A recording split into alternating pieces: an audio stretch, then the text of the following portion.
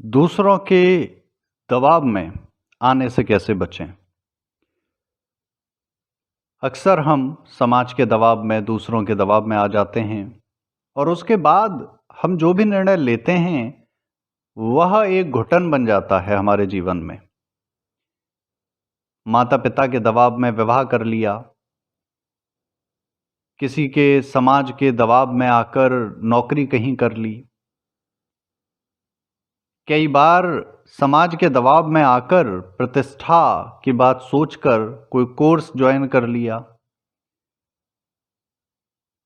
अक्सर हमारे साथ ऐसा होता है, जहां हम कोई कार्य कर तो लेते हैं दबाव में आकर, पर वह एक घुटन में बदल जाता है, डिप्रेशन और फ्रस्ट्रेशन में बदल जाता है।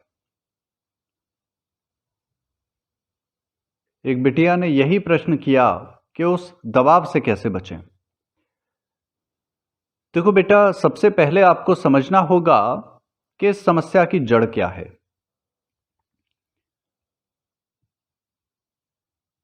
कोई भी कार्य जब आप करते हो तो किसी ना किसी लालच में करते हो। कोई ना कोई लालच तो होता है। आपने सामने वाले की बात मानी, उसके 3 कारण हो सकते हैं। पहला है, आपको डर था कि बात नहीं मानूंगा तो ये मुझे मार देगा। दूसरा, कि उससे जो मुझे लाभ मिलना है वो नहीं मिलेगा। किसी ने कहा कि भाई ये बात मान ले तो तुझे 1 करोड़ दे दूंगा। अब आपने कहा अगर बात नहीं मानी तो 1 करोड़ गए हाथ से। तो लालच में आपने वो कार्य किया, उसके दबाव में आ गए। और तीसरा है अपनी प्रतिष्ठा। आपने कहा अगर ये कार्य नहीं किया मैंने तो समाज में मेरी इमेज डाउन हो जाएगी, लोग मुझे भला बुरा कहेंगे। देखो, सबसे पहली बात, घुट घुट कर जीने से बेहतर है कि लड़ते हुए अमर होना। और जनरली कोई आपको मारता नहीं है, कटु सत्य है, समझो इस बात को। हम अपने लिए आवाज उठाना शुरू कर दें तो कोई हमें नहीं मार सकता ऐसे। तो जान के लिए डरना, प्राणों के लिए डरना, ये तो देखो तर्कहीन है। अरे आजकल तो तरह तरह की क्लासेस चल रही हैं युद्ध सिखाने की। तो सेल्फ डिफेंस सीखो भाई। भाई समस्या है ना, प्राणों का भय है, इसका इलाज क्या होगा? आत्मरक्षा सीखनी होगी। हो गया निदान। अब दूसरा लालच था, पहले तीसरे पर आ जाते हैं, प्रतिष्ठा। समाज में प्रतिष्ठा। देखो, समाज जो है, समाज मनुष्यों से बना है और मनुष्यों की एक फितरत है, जिसे आपसे लाभ मिल रहा होगा वो आपका गुणगान करेगा और जिसे आपसे लाभ नहीं मिल रहा होगा वो आपको गालियां देगा। कटु सत्य है ये।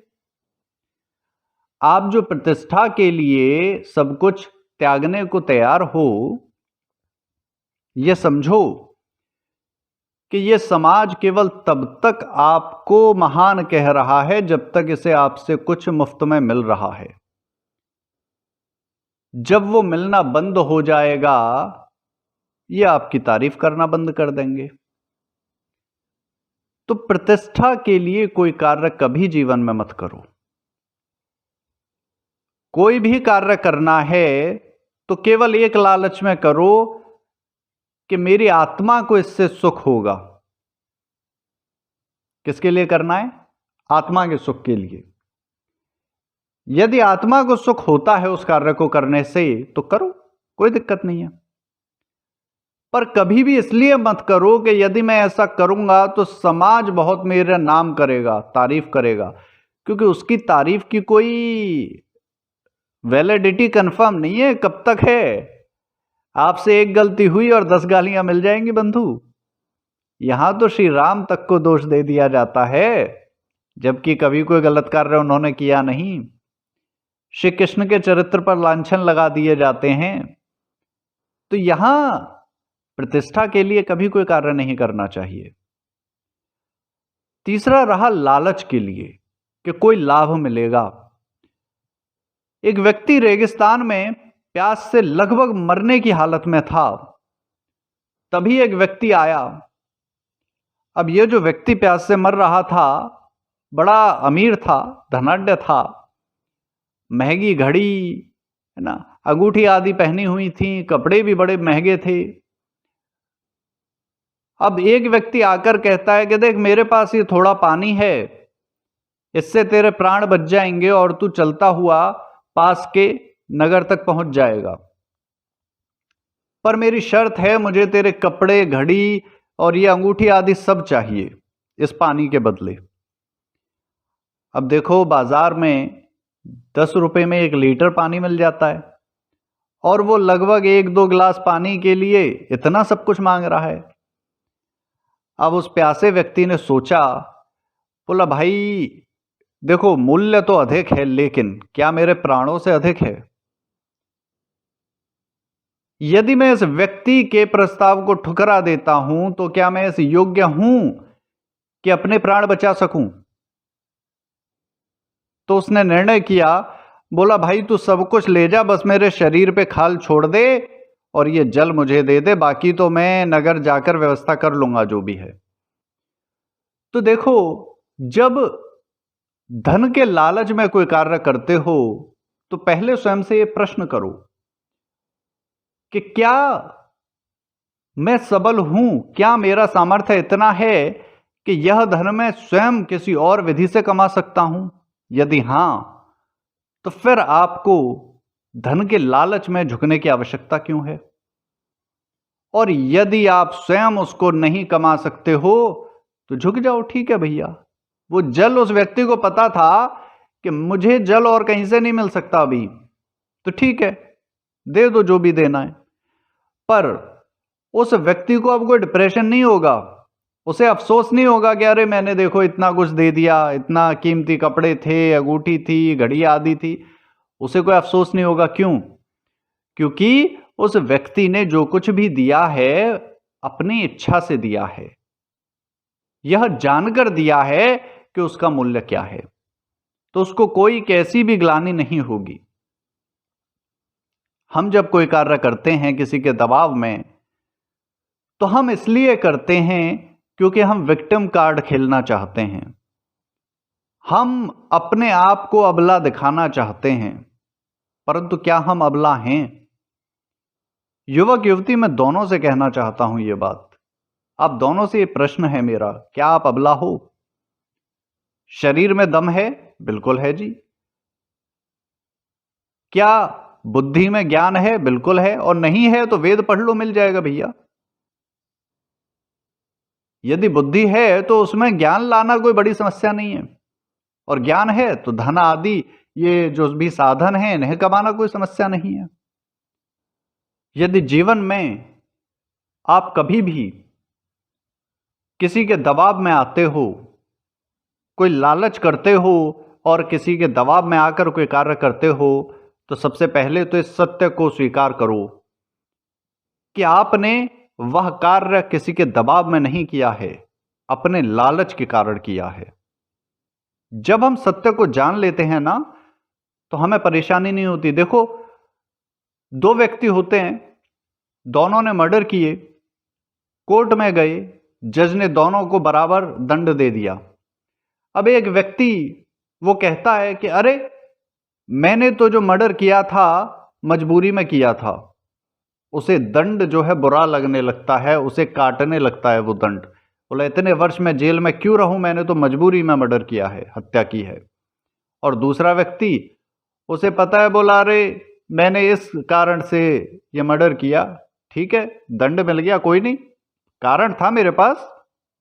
अब मैं नहीं कह रहा कि वो हत्या सही थी या गलत थी, मैं केवल इतना आपको समझाना चाहता हूं कि कोई भी कार्य अच्छा हो या बुरा, जब हम जीवन में उसका कारण जानकर करते हैं तो हमें कोई ग्लानि नहीं होती, हमें कोई डिप्रेशन, कोई दुख हमें नहीं होता। और जब हम कारण जाने बिना अपने लालच से भागकर वो कार्य करते हैं। हम लालच तो करते हैं, पर हम लालच को स्वीकार नहीं करते। देखो, आपने जब माता पिता के कहने पर विवाह करने का ठाना, तो क्या था कि पहला तो लालच था। खैर, ये दूसरी वीडियो में बहुत चर्चा कर चुके हैं प्रेम विवाह पर, तो उसमें सुनिए, अच्छे से समझ आएगा। कोई भी कार्य आप कर रहे हो तो पहले तो ये जानने की कोशिश करो कि किस कारण से कर रहे हो, क्या लालच है मेरा जो मैं ये कार्य कर रहा हूं। और जब वह पता चले और फैसला करो कि नहीं नहीं, लालच बड़ा है, करना चाहिए ये कार्य, तो फिर स्वीकार करो, जिम्मेदार बनो। इस कर्म को करने के लिए मैं जिम्मेदार हूं। अब ईश्वर इसके लिए मुझे पुरस्कार दे या दंड दे, जो भी होगा मुझे स्वीकार है। ऐसा सोच कर कार्य करो, कभी समाज के दबाव में नहीं आओगे। और आता कौन है? राम ने वनवास लिया, अपनी इच्छा से लिया। रावण को मारना था और कोई रास्ता नहीं था, तो बोले माता कैकेयी नाटक करना पड़ेगा, क्योंकि सीधा गया तो रावण को शक हो जाएगा और हमें हरा देगा। रावण से भिड़ने से पहले सेना एकत्र करनी है, सबल बनना है, तब उससे लड़ना है, उसका सामना करना है। तो वनवास चुना, खुद चुना। कैकेयी ने अपमान चुना तो खुद चुना। अब वो थोड़े कह सकती है कि मैंने राम के दबाव में ऐसा किया, या राम थोड़े कह सकते हैं कैकेयी के दबाव में मैंने वनवास लिया। नहीं कह सकते, क्योंकि ये उनका अपना निर्णय है।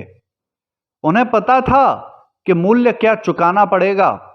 रावण का वध करना है, पूरी धरती पर, पूरी पृथ्वी पर राम राज्य लाना है, तो उसके लिए ये मूल्य चुकाना पड़ेगा। पता था। जब मूल्य पता होता है और आप स्वीकार करते हो कि ये मैंने किया है, मेरा निर्णय है और इस कारण से मैंने किया है, तो आपको दुख नहीं होता, समस्या नहीं होती। और जब ऐसा पता होता है तो आपको जबरन कोई झुका नहीं सकता। दशरथ चाहता था ना कि राम को झुकाए, लेकिन राम को पता है अंदर कि मेरा धर्म है, मेरे जीवन का लक्ष्य है एक चक्रवर्ती सम्राट बनना, और उसके लिए मुझे वन में जाना पड़ेगा, वनवास लेना पड़ेगा, और ये मूल्य मुझे चुकाना पड़ेगा। तो दशरथ इतने प्रलोभन उसने दिए, राम तुझे राजा बना रहा हूं, तुझे सब कुछ दे रहा हूं, जो बोलेगा वो तुझे लाके दूंगा, लेकिन राम नहीं रुका। दशरथ पिता होकर भी राम को दबा नहीं पाया, राम पर कोई दबाव नहीं बना पाया। तो ये समाज आप पर क्या दबाव बनाएगा, सोचो। हम पर समाज दबाव बनाता है क्योंकि हमें अंदर पता ही नहीं हम चाहते क्या हैं, उलझे हुए हैं। अपने जीवन का लक्ष्य पता करो। जिस दिन वो लक्ष्य पता चल गया, कोई आप पर दबाव नहीं बना पाएगा। ओम।